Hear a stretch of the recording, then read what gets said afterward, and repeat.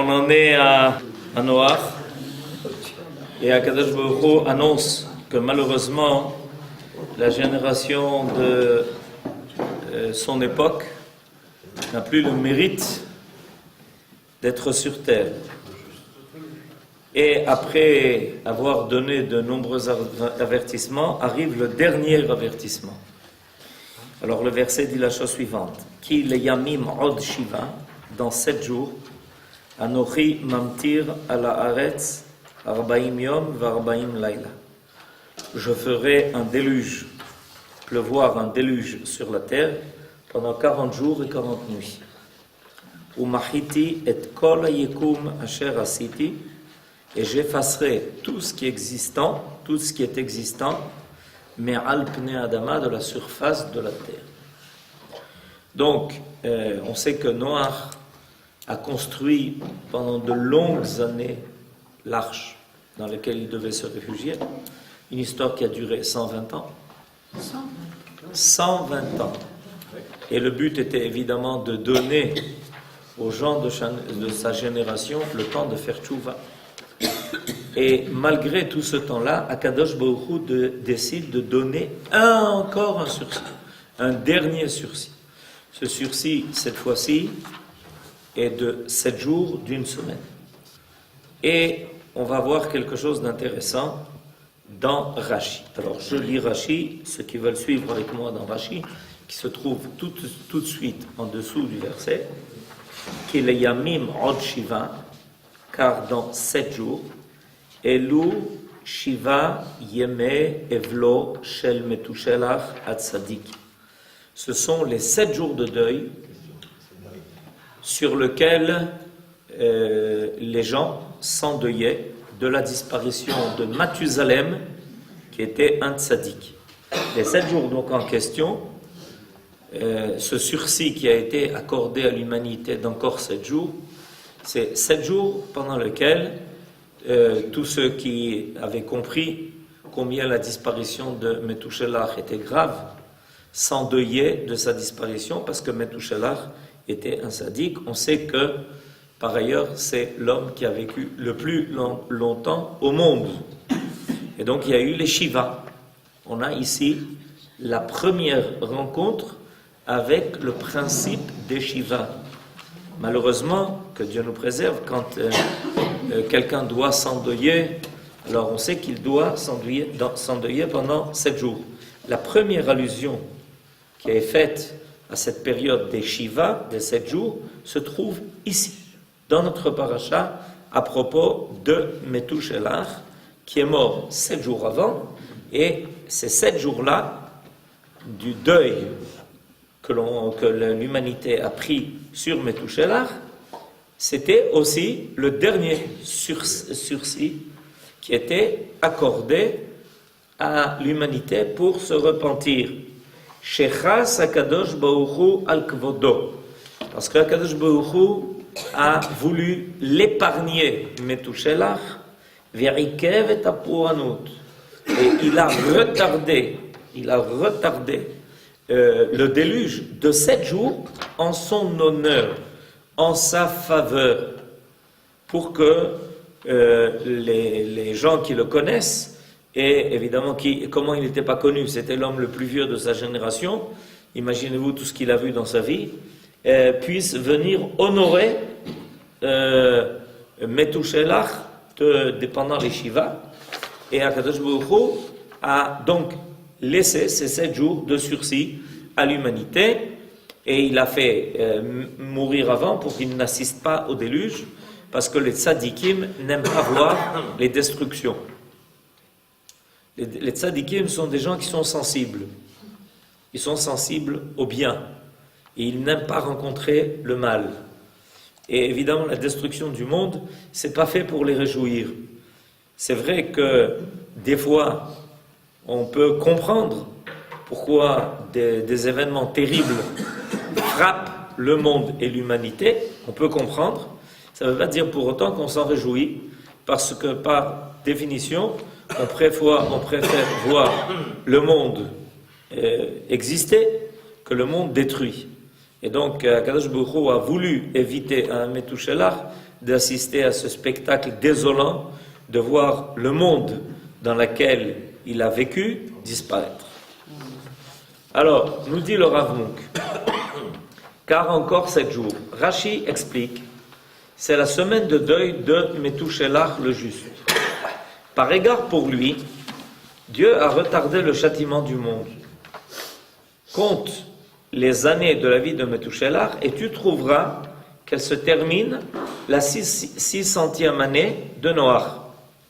Cet ajournement de 7 jours avait pour but d'inciter les hommes à la tchouva, à la pénitence, grâce à la conscience de la perte du juste qu'ils venaient de subir et dont la signification leur fut enseignée dans les oraisons funèbres. Alors, là on apprend beaucoup de choses. On apprend que quand un juste disparaît de la génération a de quoi être inquiète. Parce qu'il est clair que par ses mérites, ce juste-là, évidemment, était un bouclier pour sa génération. Il ne faut pas penser que la présence d'un tzaddik dans la génération, bon, c'est bien qu'il y ait des tzaddikim, mais on pourrait s'en passer. Évidemment, c'est une erreur qui est très grave. Et dès que la génération du déluge a vu la disparition de Metouchelach, elle avait de quoi être fortement inquiète, en se disant, mais maintenant, qui est-ce qui va nous protéger? On apprend de là d'ailleurs qu'un tzaddik, par ses mérites, est capable d'être un bouclier pour une humanité tout entière. C'est intéressant comme remarque, ce qui est enseigné ici. Ne dit-on pas par ailleurs que la mort des tzadikim Alors c'est bidiouk ce qu'on veut essayer de comprendre aujourd'hui. Que la mitat tzadikim mechaperet. Nachon, mais en quoi ça mène une kapara? Réponse, parce que étant saisi par la disparition de Metouchelach, la génération du déluge aurait dit, mais il n'y a plus que nous maintenant. C'est-à-dire, on ne peut plus compter sur lui. Alors, sur qui on va compter? Bien, sur soi. Il y a un récit phénoménal, extraordinaire, saisissant et terrible dans la Gemara, où il y avait un homme qui s'appelait Eleazar ben Dourdeya.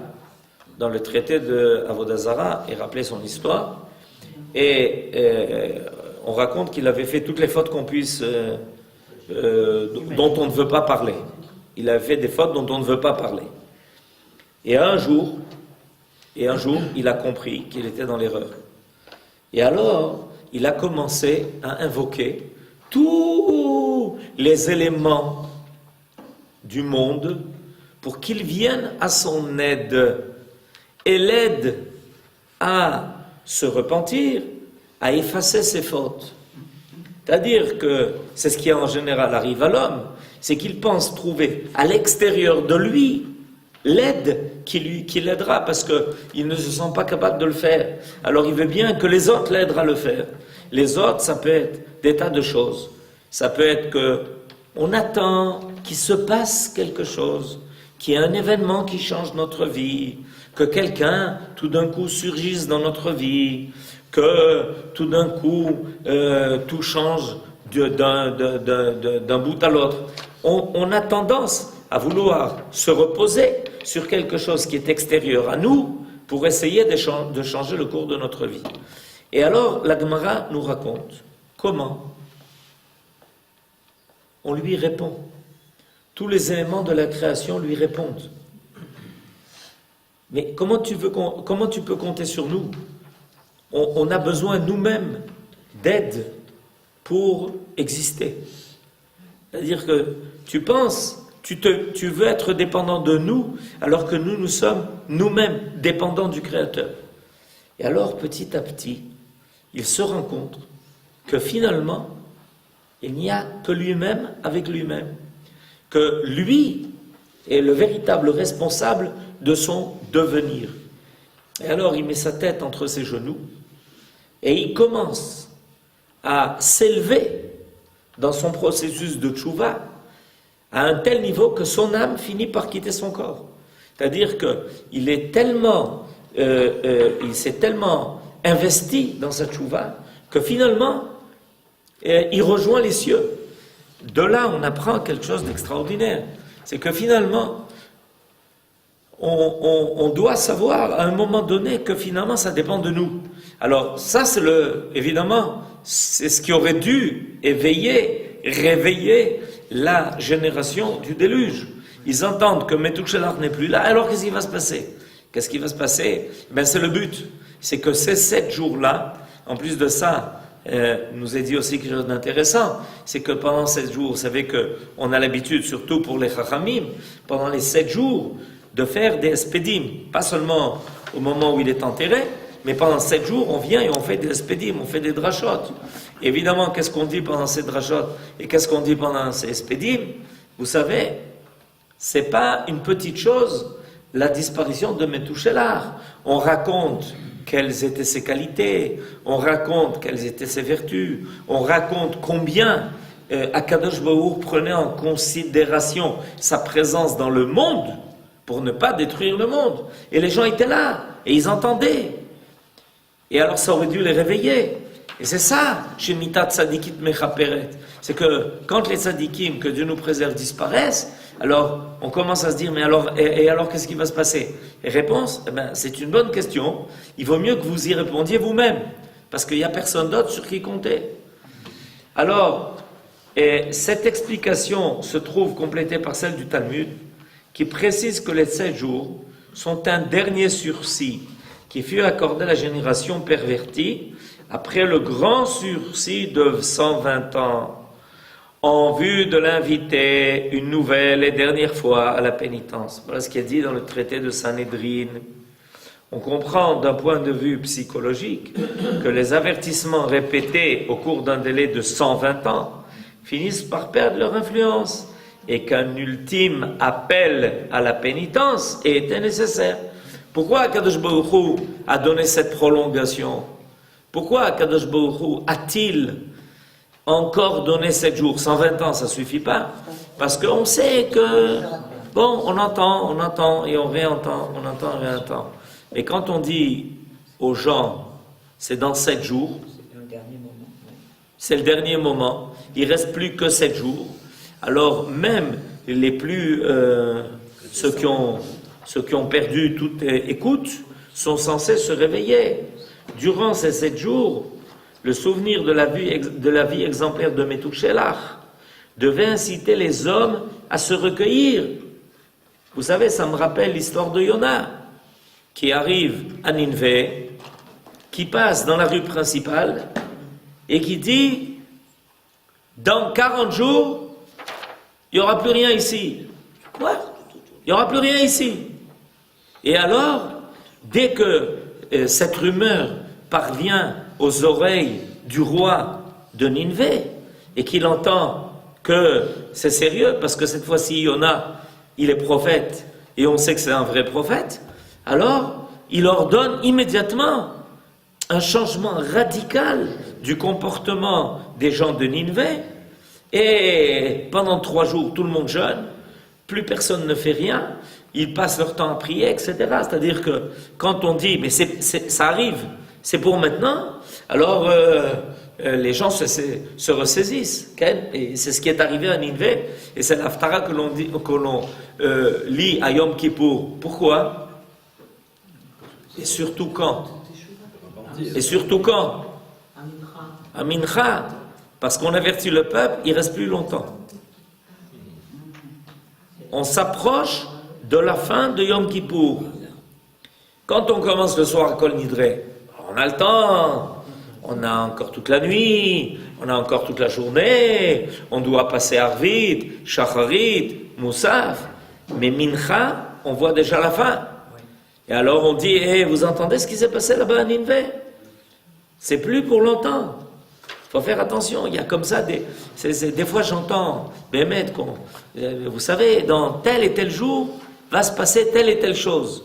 Ok, mais à part l'information, il faut quand même prendre ça en considération, c'est pas de la rigolade. Il y a quelque chose qui va se passer. Zéo. Alors, durant ces 7 jours, le souvenir de la vie exemplaire de Methuselah devait inciter les hommes à se recueillir, tandis que d'autre part, la vue des animaux affluant dans la Teva, dans l'arche, constituait pour eux un suprême avertissement de l'imminence du catalyse. En plus de ça, il y a des choses qui se passent dans le monde. C'est important de le remarquer, ça. Parce que le Rav Munk, là, attire notre attention sur quelque chose d'extrêmement important.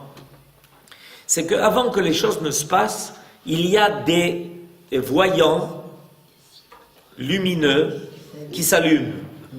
Vous comprenez?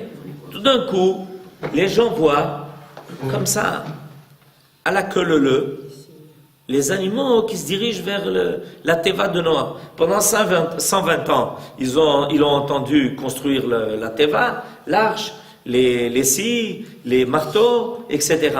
Ok. Alors ça va. C'est pour dans combien de temps? On a le temps. Et puis tout d'un coup, ils voient les animaux. Les animaux, il y a un instinct. Vous savez que les animaux sentent le danger avant les hommes. C'est connu. Quand il y a eu la tsunami, les animaux ils s'étaient sauvés depuis longtemps. Il y a des comptes rendus phénoménaux de ce qui... les animaux s'étaient sauvés depuis longtemps. Les hommes étaient restés sur le rivage, les animaux depuis longtemps ils avaient quitté. Ils ont vu tout d'un coup les animaux courir et partir en retraite. Et ils continuent à se baigner dans la plage comme s'il n'y avait rien. Non mais vous ne comprenez pas? Ça ne vous inquiète pas de voir tout d'un coup les animaux commencer à courir à l'arrière? Dans la jungle, quand il y a des grands incendies, les animaux ils courent pas, ils s'en vont tout de suite. Et les gens locaux, ils le savent ça. Ils le savent. Ils voient tout d'un coup les animaux courir, ils se disent, ah pas, qu'est-ce qui se passe? Vous comprenez? Là, qu'est-ce qu'ils voient? Ils voient les animaux se diriger vers la Teva. Et qu'est-ce qui se passe? Qu'est-ce qui leur arrive? Tout d'un coup, la girafe. Shalom, geveret girafa. Ma'atosa. Ani olechet la Teva. Aken lama. Et le pile qui suit, et le namer, et le truc. Mais ça vous inquiète pas, ça? Et puis, Methuselah disparaît. Alors? Et pendant 7 jours des drachotes, le tzaddik, quel tzaddik était Methuselah? C'était un homme extraordinaire. Ok, et il est où maintenant? Il est plus là. Et alors, ça vous inquiète pas? Vous restez comme ça indifférent? Vous continuez avec vos ch'touillottes? Vous faites continuer les mêmes avérotes? Vatimale Aretz Hamas? Mais enfin, vous ne comprenez pas? Il faut tout ça, il faut que les choses sont envoyées par Akadosh Baruch Hu pour que les hommes se réveillent. Ils disent, hey, mais qu'est-ce qui se passe? Vous comprenez? Est-ce que ce qui est vrai il y a 4000 ans n'est pas moins vrai aujourd'hui? N'est pas moins vrai aujourd'hui. Ve'amevin yavin. Oui, Racham David. Que ce qui paraît étonnant, c'est que même Noah Ish Tzadik a été il est rentré dans la Teva vraiment contraint et forcé lorsque la pluie a commencé à tomber. Il n'y croyait pas. Parce qu'on n'y croit pas. Même lui. Ouvrez la radio, vous, verrez vous allez voir qu'ils n'y croient pas. Ils n'y croient pas. Ok, Abraham. Je veux savoir ce que vous pensez d'un commentaire de Midrash qui dit qu'en fin de compte, la Teva, le mot Teva signifiant un mot également, oui. Oui. N'a pas réellement existé en tant que tel, c'est-à-dire en tant que construction. Oui. Ce n'était, parce qu'on imagine assez mal, que des milliers, dans un arche comme ça, que des milliers d'insectes, d'animaux, d'hommes, etc., puissent y entrer. Alors, j'ai vu que c'était un simple mot, a prononcé Noah, qui est un symbole de la réunion de tous ces êtres-là. Et que cette construction, parce qu'on venait de parler des marteaux, tout ça, est-ce que vous pensez que ça réellement existait en tant que tel? Parce que quand on lit l'histoire vue par les chrétiens, par exemple, ils racontent l'arche, que tout le monde était installé, il y avait des étages, il y avait des gigoles, etc. Et ce midrash semble dire tout à fait le contraire. Abraham, la Bible est juive. La Bible, elle est juive. Oui, non, mais je parle Non, mais qu'il y en a qui continuent l'histoire de la Bible. Je parle d'un midrash. Non, mais attendez. C'est pas un midrash, je parle pas du midrash. Je parle pas de l'union des chrétiens, parce que je parle de l'arche. en tant que terme. Non, mais j'ai bien compris. Je sais de quoi vous parlez. C'est pas un midrash, c'est un pérouche. Un quoi? Un pérouche. C'est quoi un dégage? C'est pas la même chose. C'est quoi? Ça veut dire que c'est un commentaire. On peut essayer de donner une signification allégorique à l'histoire de la Teva. D'accord? Mais il faut toujours se garder de cela. Pourquoi? Parce que si la Torah raconte en long et en large comment l'arche a flotté et qu'au bout d'un certain temps, elle s'est déposée sur le mont Ararat et que l'eau a baissé, et même on sait la hauteur de l'eau, on l'a étudié ici au collège. Donc, quelle était la hauteur de l'eau pour que l'arche ne se heurte pas à des rochers. Tout ça, c'est pas... La Torah ne nous raconte pas ça en long, large pour nous dire à la fin, non, mais tout ça, tu sais, c'est pas sérieux, c'est pas réel. Non, c'est pas la même chose. On peut, par contre, savoir que la Torah a plusieurs niveaux de compréhension. On peut comprendre qu'il y a un pshat, on peut comprendre qu'il y a un remez, on peut comprendre qu'il y a un crash, et on peut comprendre qu'il y a un sod. Pourquoi? Je vais vous dire pourquoi il y a un sod. Il y a un sod pour une raison très simple. Ah, Gabriel, il commence à comprendre le sod. Parce que si la parashat Noach a été écrite dans la Torah, elle a été écrite pour qui? Pour Noach. Noach, il a vécu. Alors elle a été écrite pour qui, la parashat Noach? Pour qui? Pour le monde. Pour nous. Pour 4000 ans après. En sachant que il y a toujours une histoire de Tevat Noach. Maintenant, cette histoire de Tevat Noach, elle peut apparaître sous plusieurs formules, sous plusieurs formes. C'est pour ça qu'on peut aussi donner une explication pareille, mais elle ne vient pas remplacer l'idée qu'il y a eu le déluge, que pour être sauvé du déluge, il fallait... Maintenant, vous avez posé une couchia, mais ça ne s'agit pas que c'est un problème. Comment tu fais rentrer dans un teva d'une telle dimension, dans un arche de telle dimension, tu arrives à faire rentrer toutes les bêtes, leur donner à manger, etc. Il est évident qu'il y a eu là quelque chose de divin qui a fait que le peu a contenu le nombreux. Et ça, on va le voir au Beth Amikdash. On ne va pas le voir au Beth Amikdash. Vous imaginez comment... Vous croyez que le Beth Amikdash, c'est grand? Il y a des bâtiments beaucoup plus grands que le Beth Amikdash. Aujourd'hui. Beaucoup plus grands que le Beth Amikdash. Alors comment tout le Ham Israël ira dans le Beth Amikdash? Comment? C'est marqué dans la Mishnah de Pirkei Avot que c'est un miracle. Barou, il y a une dimension divine qui apparaît dans l'histoire de l'homme. Cette dimension divine, elle se révèle aussi par précisément la capacité de dépasser les mesures habituelles au niveau physique. Mais dire que l'histoire de la Tevat Noach n'a pas existé, que c'est simplement un mot, ça, c'est aller trop loin. C'est aller trop loin parce que la Torah nous donne des détails. Maintenant, elle nous enseigne qu'il y a quelque chose qui assure la sauvegarde, qui assure. Le Ramchal, qui était un grand Moukoubbal, il parle de la Tevat Noach dans des concepts très élevés. Il parle de Tevat Noach dans un livre qui s'appelle Adir Bamaram. Il parle de cette histoire de Tevat Noach, que ça fait allusion à des moments dans l'histoire de l'homme où il faut se réfugier dans quelque chose, que dehors c'est le Tohu Vavohu, et qu'il y a un endroit où on peut se réfugier et on sera sauvé. Gabriel tout à l'heure a parlé du fait que Eretz Israël peut être considéré comme la Tevat Noach. C'est marqué dans le prophète qu'à la fin des temps, ça sera le grand grabuge et que ceux qui seront à Tzion seront sauvés du grand grabuge. Maintenant, je ne sais pas dans combien de temps, dans 7 jours, le grand grabuge, je ne sais pas. Je n'ai fait allusion à rien. Quand vous allez voir les grandes secondes, il y a dit dans ce pays, on ne peut pas mettre plus d'1 million d'habitants. Le Eretz Israël, vous voyez un peu que c'est. Aujourd'hui, j'ai même mes petits-enfants à l'école à Roma. Et des embouteillages. Et je me disais, eh ben, ça a changé depuis l'époque où j'étais faire une marche. Et on a grimpé une colline. Il y avait un petit sentier de terre battue. Et on était venu dire qu'à Roma, de là, devait se construire un quartier. Et les gens nous regardaient comme ça. Ah ouais, les pauvres, ils rêvent.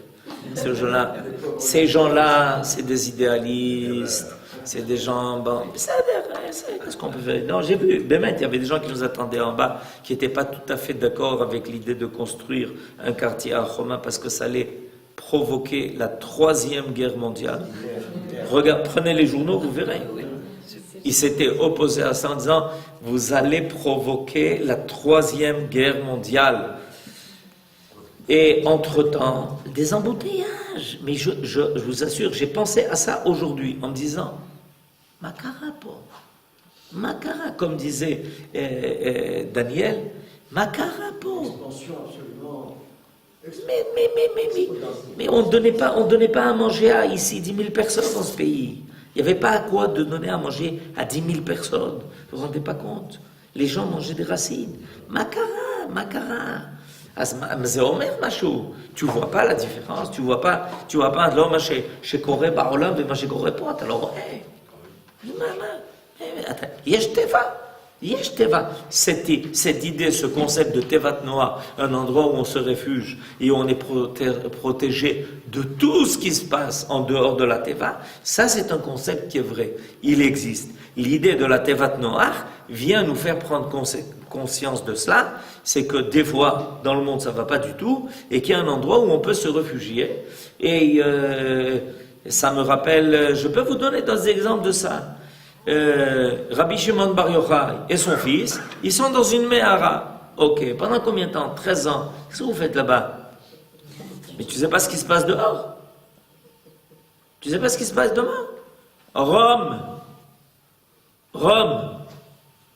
Il a été condamné à mort, il était poursuivi par les Romains, Rabbi Shimon Bar Yochai. Dehors, c'est la fin.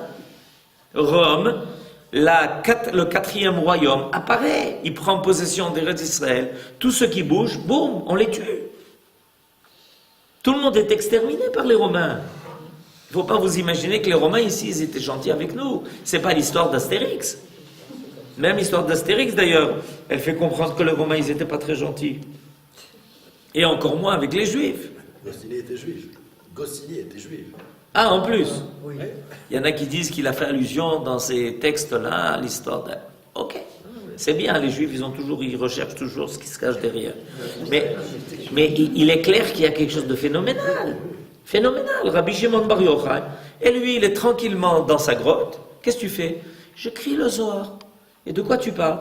De la Géoula qui va se passer dans 2000 ans. Ah bon? Il est tout seul dans la grotte, une petite source d'eau, et il mange des quarts de bière. Mais ma koré bachutz? Lo me'anien otanu bichlal. Ma koré bachutz? C'est bachutz. Bachutz, anachnu lo yodim. Qu'est-ce qui se passe dehors? On ne sait pas. Nous, on est dans la grotte. Et là-bas, tous les jours, Eliyahu Hanavi vient nous rendre visite. Shalom, ma shlomchem, c'est-à-dire, ayom nilmad kacha. Et dehors, on ne sait pas. Qu'est-ce qui se passe dehors? On ne sait pas. Les Romains dévastent tout, brûlent tout, exilent tous les Juifs, détruisent le temple, à l'époque de Rabbi Shimon Bar Yochai, ils ont déjà détruit le temple, c'est la catastrophe, c'est la fin. Dehors on dit c'est la fin, et Rabbi Shimon Bar Yochai dit, alors à l'époque de la Géoula, voilà ce qui va se passer. Il écrit tous les secrets dans le Zohar HaKadosh. Vous comprenez? C'est ça l'histoire de la Teva. Noach, il est en train de construire l'humanité dans la Teva. Il donne, c'est là-bas que se cristallise l'espoir du monde. Et dehors, boum, la bombe atomique. Tout est rasé, tout est effacé, tout est détruit. Il faut savoir trouver la Tevat Noach. Il faut savoir la trouver. Cette semaine, j'ai eu à la maison la visite d'un rabbin américain. Des gens qui voulaient nous voir, qui voulaient nous rencontrer, qui ont entendu ce qui nous est arrivé, etc. C'est la deuxième fois, cette fois-ci, il est venu avec sa femme. Alors il est venu, etc. Alors on a profité, on a parlé, etc. On a profité, et je lui dis, alors, qu'est-ce que vous pensez, Rabbi, qu'est-ce que vous pensez de ce qui va se passer en Amérique? Il me dit, j'ai l'impression que Dieu a décidé de choisir pour l'Amérique le pire. Je lui dis, bon, si c'est vous qui le dites. Sérieusement, c'est un rabbin américain qui était chez moi à la maison. Cette semaine, il m'a dit, j'ai l'impression que Dieu a décidé de choisir pour l'Amérique le pire. Je lui dis, bon, vous savez, ça veut dire des choses, ce que vous dites là.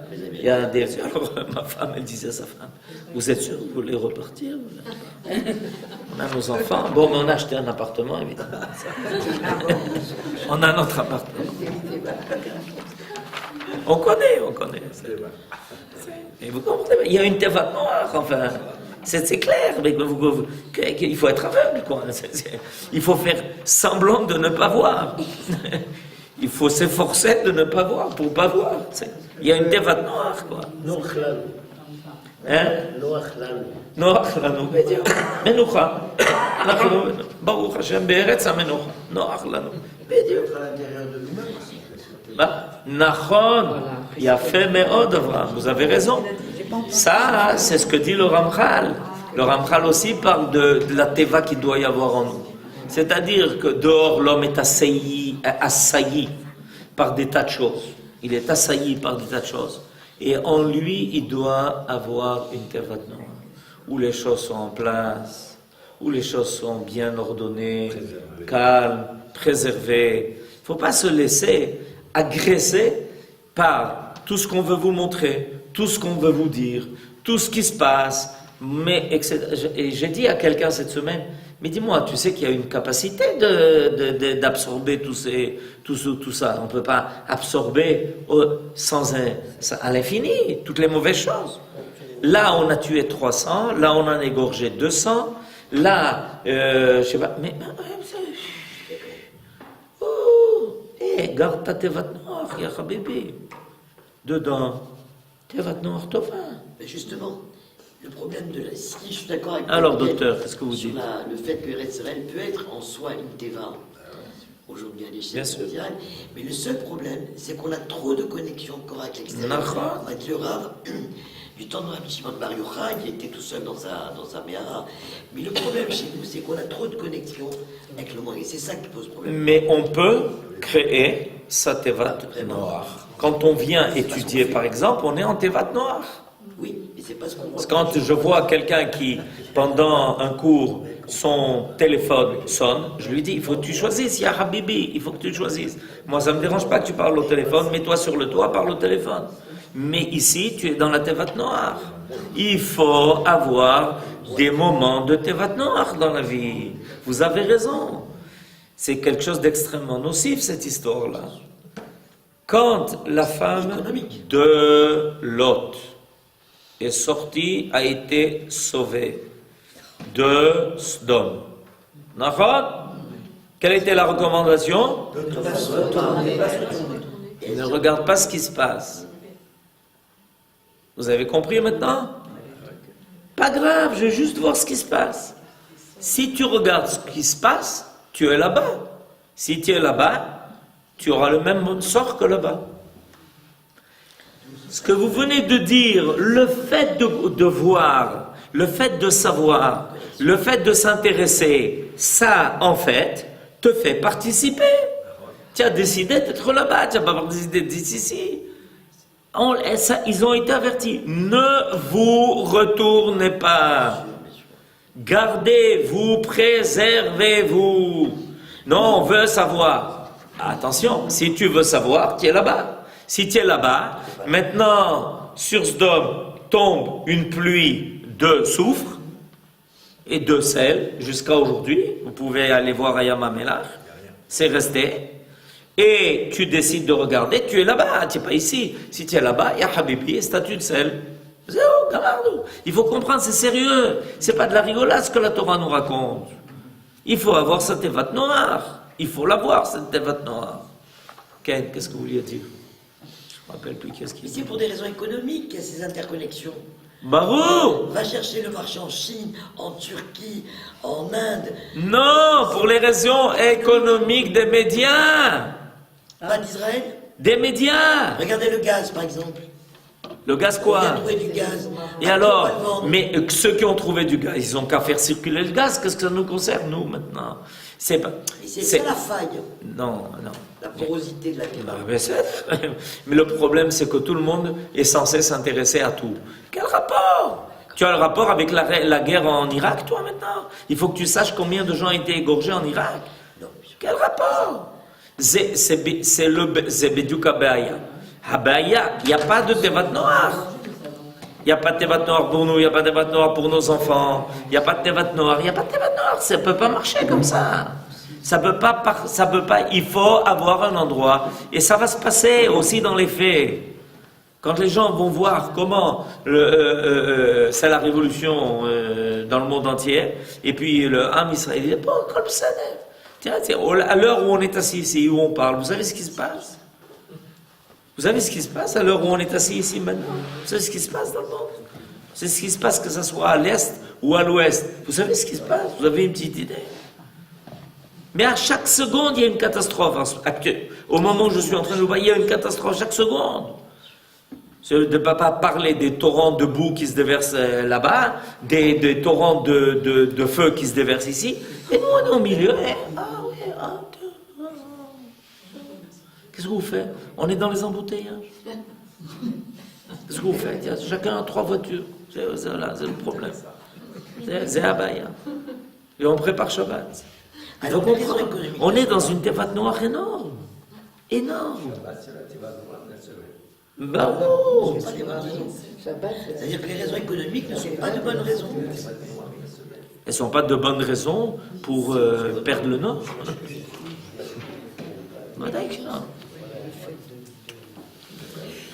Voilà, alors Shabbat Shalom. Shabbat Shalom. N'oubliez pas de rentrer dans la Teva. Ah, mais c'est sûr, Shabbat.